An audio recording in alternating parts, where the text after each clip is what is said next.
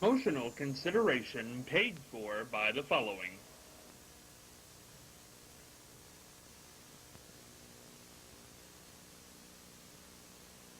The Ohio Neck and Back Pain Relief Center, Scott M. Gray, D.C., across from the Marion Center between TSC and Kroger. For further information, dial 740-386-6580. Also located on the net at goodbackbadback.com.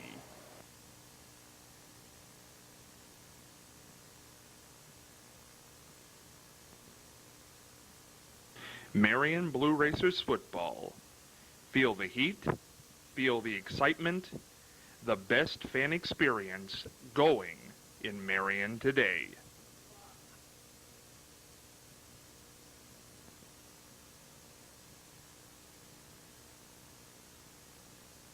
Perkins Family Restaurant and Bakery, located at 1197 Mount Vernon Avenue, right here in Marion. Open Monday through Saturday, 6 a.m. to 9 p.m., and Sunday, 7 a.m. to 9 p.m. Hey, stop into Perkins and take a look at the newly remodeled dining room. Perfect for that family get-together or that intimate get-together with friends. And hey, while you're there, check out the delicious items in the bakery. Perfect for all those Thanksgiving needs, as well as any pie, cookie, or muffin add-on to any meal. Also, check out the Get Crackin' and Biscuit Bake menus. Perkins Family Restaurant and Bakery, a family tradition in Marion for well over 30 years. From our family to yours. Hey, stop on by.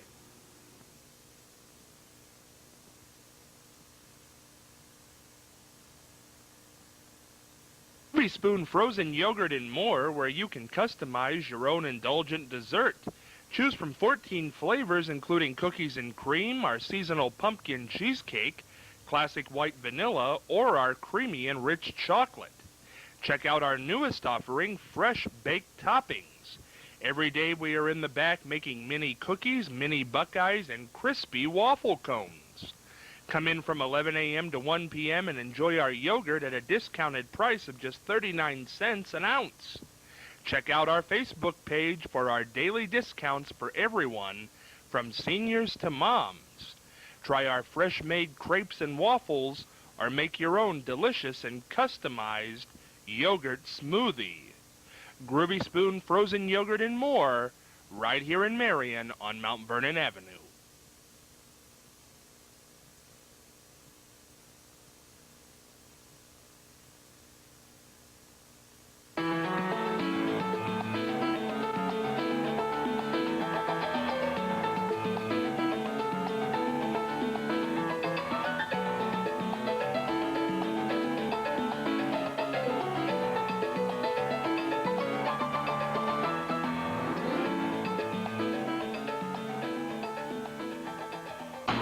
Hey, Scott Spears along with you on a Tuesday edition of The Exchange, joined by my longtime cohort, I can't speak today, Marianne Michaels. And we've got a couple of guests who you are going to love. You'll want to stay tuned for this whole half-hour segment and for the rest of the week here on The Exchange, because talented men are joining us today.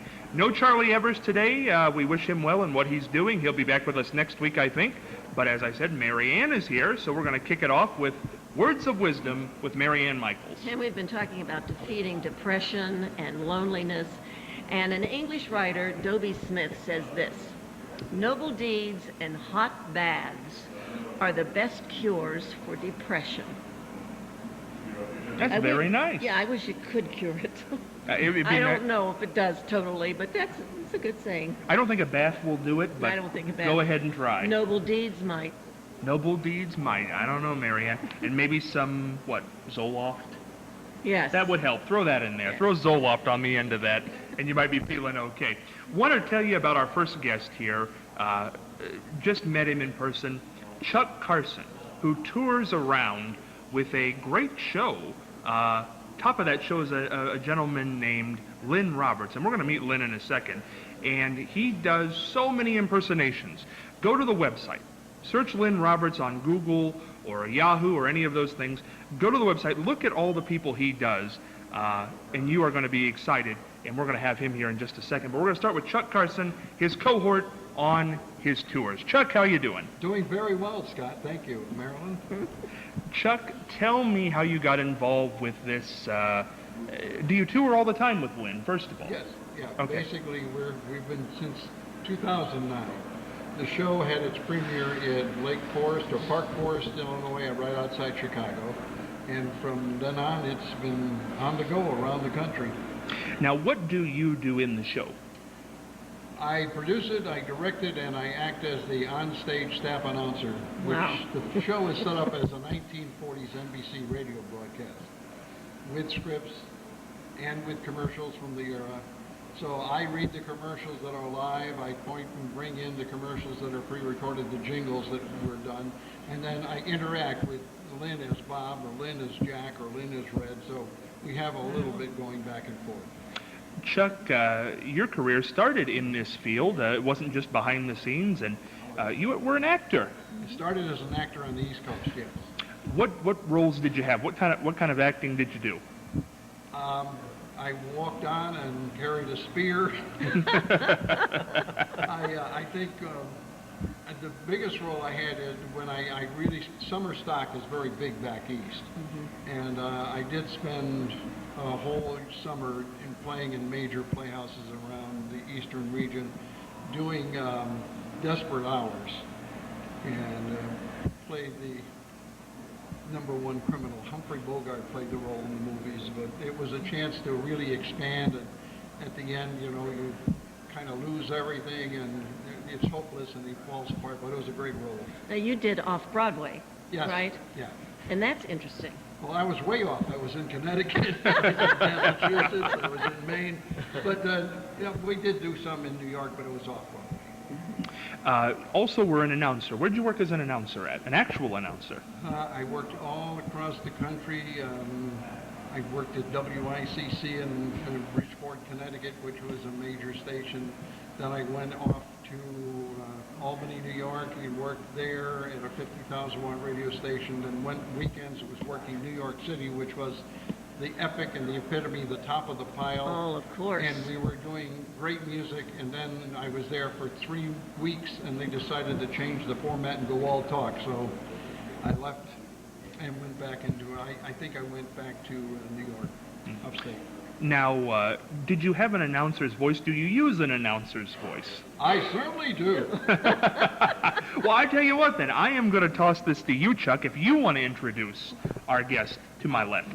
Ladies and gentlemen, direct from his last tour around the world, America's #1 ambassador of laughter, Bob Hope.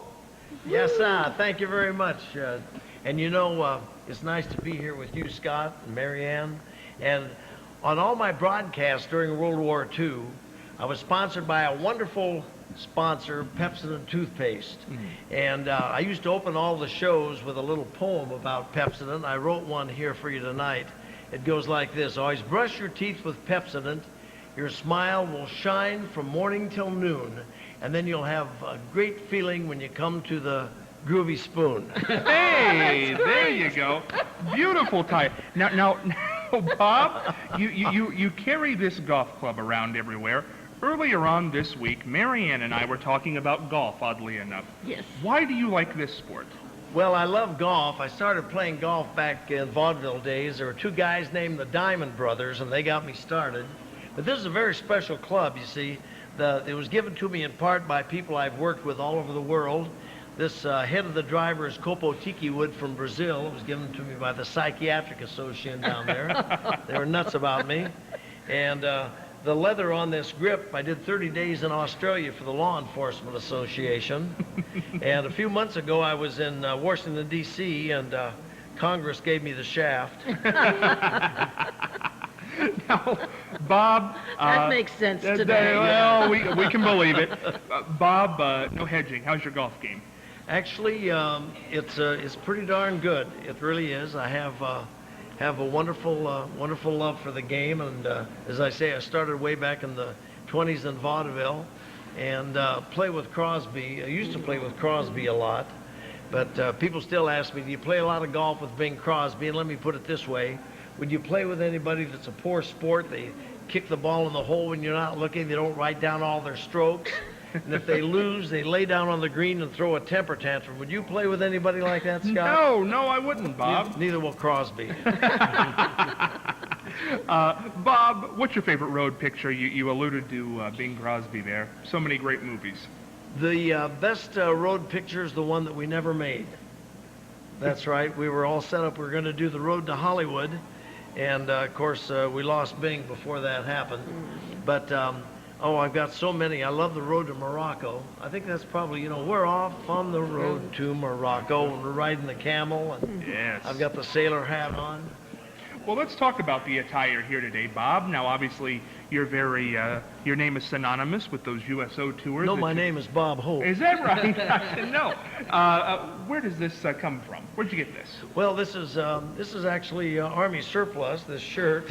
But the cap, I'm kind of fond of this. This was actually my mother's uncle's cap from World War II. And he was a clerk. He never went out of the country, but he was stationed, I think, in Connecticut, at some base up there. I'm not sure which. Never got invaded. No, never got invaded, so he did a good job. He did. He sure did. He kept everybody safe up there. Mary Ann, do you have any questions Well, for I Bob over wonder, here? didn't you have a road trip with Dorothy Lamour? Several. And Dorothy, in Now Toluca, that is a name from out of the past. in Toluca Lake, Dorothy lived just a few blocks from where I did. Oh, really? Yeah, and she was a wonderful gal, and of Beautiful. course, Bing and I always had to fight over in the road pictures, and you know who won? You, Bing. obviously. No, Bing. Oh, Bing. He always got the girl. Dorothy Lamour, Jane Russell, Phyllis Diller. You had a lot of leading ladies. Who was your favorite? Marilyn Maxwell. Oh, yes. Yeah. In fact, one of our films, Critics' Choice, was just shown the other night. Lucille Ball, don't leave Lucy out. Oh, no. Lucy used to be on my radio show before she became such a big star, and Desi was the band leader. And but Critics' Choice, it was shown the other night nationally, I think on Turner Classics, and Marilyn Maxwell played my first wife, ex-wife, and then Lucy was the current wife. And You know something that I remember vividly about Bob Hope was his wife singing to him. And I don't know if you remember that song that he sang. I love that song, and it was so romantic. I got chills when I saw that.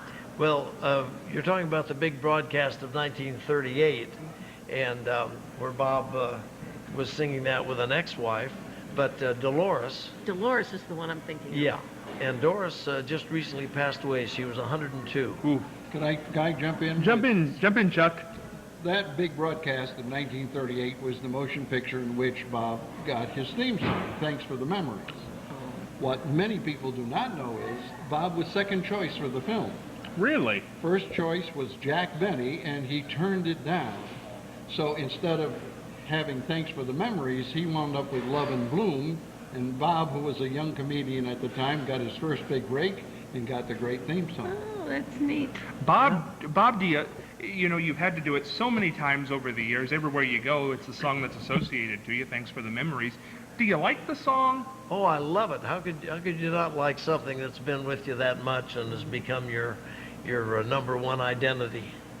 And it's a great song. Yes, thanks for the memory, for rainy afternoons and swinging Harlem tunes, motor trips and burning lips and burning toast and prunes. I thank you so much. Hey, there you go. That's great. Everybody gets happy when they hear that song, Chuck, don't they? Yes. Something about that song is It so means the show American. is over. Is that what it is? You can get your legs woken back up.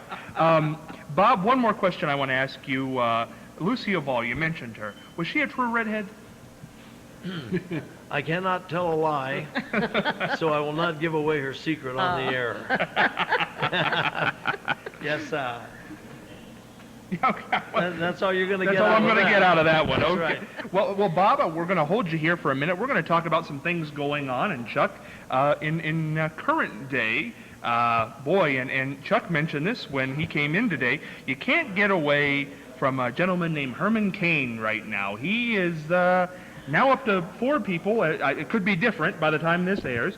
4 people have accused Herman Cain, Republican presidential hopeful, sexual harassment. Chuck, what do you make of this? Well, basically, I think until something is proven one way or the other and they can absolutely confirm it, then we just have to go on, whose word you're going to believe. And that's what it is. It's 50-50. You can believe one side or the other, so it's up to you. I'm not getting in the middle. Well, last he said, it's not true. He says it's absolutely not true. Marianne, last week, go ahead. No, you finish what you were going to say. I'm well, sorry. Pardon me. Last week we did a show, and you said that you felt, I believe, that most likely these were true. I said, if you take a pay to be shut up, hush money, I guess is what they called it, that makes me a little skeptical of you, because if it really happened, if somebody sexually harassed me, I probably want to report it regardless of how much money you offered me. It seems a little strange that both these people took hush money and now they're crawling out of the woodwork. But Marianne, do you believe he did it?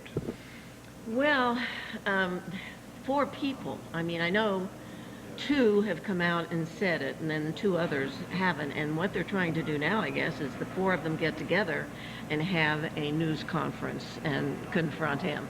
But why doesn't he take a lie detector's test? He said he would, and then he kind of said,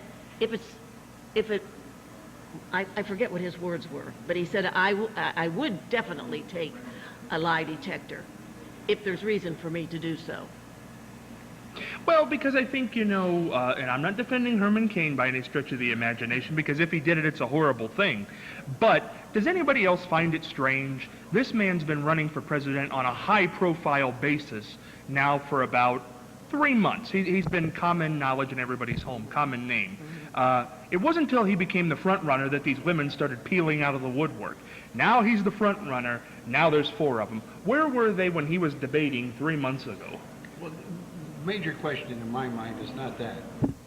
Is if someone decides to run for the presidency of the United States of America, they certainly would realize if there was a skeleton in the closet, I'm not going to run, because it's going to come out. Yes, because they're vetted, every one of them. I would say that, but Bill Clinton certainly didn't learn his lesson, because a lot of those things, well, he did it while he was there. So I don't know. I think everybody believes that nobody's going to find out. My only question is why didn't, when he became household name, why didn't they do it then? Why did they wait till he was the front runner to come out and say all this? Makes me a little skeptical. Just politics. That's right. Well, Bob, you have played for more presidents, I believe, than anybody. I think people could tell that you kind of favored Reagan. Well, I performed before 12 presidents, and I entertained about 4. You see? I understand. Oh, that's interesting. I understand. But you favored Reagan on the level. Well, Reagan was a great pal. Of course, we both came from the acting profession. And all I can say is it's a good thing I never tried to run for president after the previous conversation you've been having, you see. A lot of skeletons in the closet, huh, Bob? Well, anyway, let me put it this way. I love to play presidential golf because they always invited me to the White House to stay. And Eisenhower was a great golfing buddy. Of course, with the general, well, I have to call him the president. Whenever we played, I'd always let him win. That way I kept getting asked back. But every time I would lose, I had to pay off the bet and then sign an unconditional surrender. You see, Eisenhower was tough. I guess he was. What were your thoughts of Bush #1? You liked playing golf with Gerald Ford, too, did you not? Oh, Jerry was great. I called Jerry the PGA hitman. And anytime, because, that's what happened at all the tournaments. Jerry would tee off and he'd zing somebody right there in the gallery. In fact, anytime I played with Jerry Ford, we had a foursome. It was Jerry, myself, a paramedic, and a faith healer. But he was a great golfer, a great pal. Who you backing this time, Bob? Has anybody jumped out at you, presidential-wise? Nobody's jumped out at me yet. And I refuse to run, so we'll leave it right there. Well, I think you would have won. Well, I was asked to run as a presidential candidate. Why didn't you? Oh, I wouldn't want to work that hard. I wouldn't want to have that stress, and it cut into my golf game. So forget it. What is it about the live audience? You do a lot of television, have done a lot of television, but known USO shows, just touring the country, college campuses. What is it about the live audience? Well, you know, right now to be on the level, of course, I'm not really Bob Hope. We were going to get to that. I But promise. in fact, I had a lady come up to me and she says, "Oh my gosh, you look so good for your age." And I'll try to rush you. She's got, is that 5 minutes or 5 seconds? Anyway, what was I going to say? My mind has slipped. You're at not this Bob age. Hope. Oh, I'm not Bob. I'm not. I didn't know. A shock to me. But it's so wonderful when I do a show, and we always have veterans come up to me after the show and we talk. And a lot of times especially the World War II or Korean guys, they'll hug me and they'll say, "Bob, when you were in Seoul or when you came to Iwo Jima or something, they still remember that." The tears will be rolling down their cheeks and they'll tell me their story, and they start calling me Bob like I really am Bob Hope. And that's why when we do a patriotic version, which we're doing during November because of Veterans Day. We include in the show something called "What is a Veteran" that Bob reads at the end of the show. And that's really one of the most poignant pieces that you can find, and you can hear sobs coming from the audience. It's, for us, a wonderful feeling to go out and just talk to our heroes, because every one of them, whether they were filling sandbags or shooting a rifle, they were heroes. Well, I do want to let the audience know, with about 4 minutes left in this episode, that obviously this is Lynn Roberts, the great impression. Do you like impressionist or impersonator? Actor. Actor. Hey, whatever you want. Yeah. Actor does all kinds of great characters, not just Bob Hope. One of my favorites of all time, Jack Benny, is in there. Does a great Red Skelton, from what I've heard. And Jimmy Durante, I think. So maybe we'll talk a little bit about that. We'll talk to the man behind all the characters and his relationship with Chuck. How did they get to know each other? What's the chemistry like? We've got the Marion Blue Racers on tomorrow, and maybe Jack Benny will drop by. You can never tell what's going to happen on this show. Like I say, with about three left? Okay, 3 minutes left in this. I want to talk to Lynn. Mm-hmm. Lynn, how do you do Bob Hope? What is different doing Bob Hope than yourself? Well, first of all, I'd been doing my other characters for many, many years, and then I had an agent in Hollywood and also an agent out of Chicago that asked me if I could do Bob Hope, because nobody else does Bob Hope. It's tough. And I said, well, that's what I told him. I says, no, I don't think I could do Bob Hope because nobody impersonates Bob. There's nobody quite like him. Well, they kept asking, and I got the concept a little bit, and so I started working on it, and it took me about 2 years till I really felt like I come across on the stage, because once I get the full makeup on and everything and get into character. And but as I say, it's been the most rewarding character that I've done, and I enjoy him the most. He had a tremendous sense of timing. Oh, he's wonderful. I mean, yeah.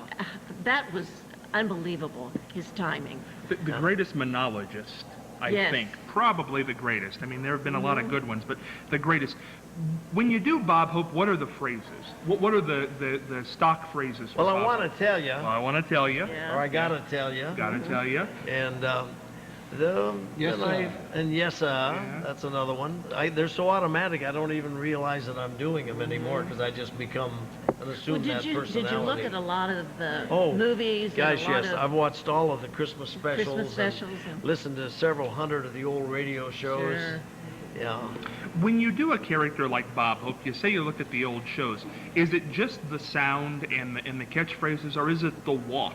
No, And it's the walk and coming on and the way he looks over the audience, and if I'm interacting with a real beautiful girl that we get on stage.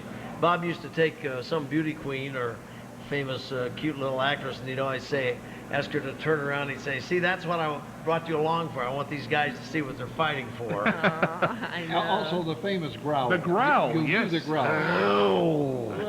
That's when I looked at Mary Ann. Oh. Oh. What's in a Bob Hope walk? As we're probably down to 2 minutes here. What's in the Bob Hope walk?